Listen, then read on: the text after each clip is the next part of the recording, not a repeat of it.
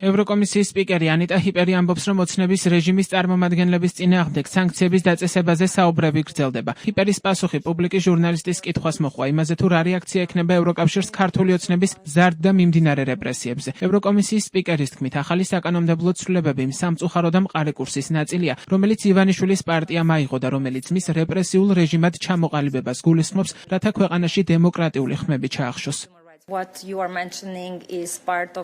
რასაც თქვენ ახსენებთ, ეს არის ძალიან სამწუხარო უწყვეტი კურსის ნაწილი, რომელიც ქართულმა ოცნებამ აირჩია რეპრესიული რეჟიმისკენ. დემონსტრანტები, ჟურნალისტების, სამოქალაქო საზოგადოების და ყველა თავისუფალი ხმის წინააღმდეგ, ვინც დემოკრატიას მოითხოვს. აქამდე რაც გავაკეთეთ, არის მუდმივი რეაგირება, თუნდაც პოლიტიკურ დონეზე. პოლიტიკური კონტაქტების დონე დავწიეთ და ასევე შევაჩერეთ საქართველოს მთავრობისადმი 120 მილიონ ევროზე მეტი ოდენობის პირდაპირი დახმარება. შევაჩერეთ ევროპული სამშვიდობო მექანიზმით გამოყოფილი 30 მილიონი ევროს დახმარებაც. ეს ზოგიერთი მაგალითია. რა თქმა უნდა, შიდა საქმეების მხრივ ევროპულმა საბჭომ შეაჩერა უვიზო მიმოსვლა ქართველი დიპლომატებისთვის, ოფიციალური პირებისა და მათი ოჯახებისთვის, ვისაც დიპლომატიური და ოფიციალური პასპორტები გააჩნიათ. საუბრები გრძელდება სანქციებზე მათ წინააღმდეგ, ვინც პასუხისმგებელია ქართული ოცნების დემოკრატიულ უკუსლასა და ადამიანის უფლებების დარღვევებზე.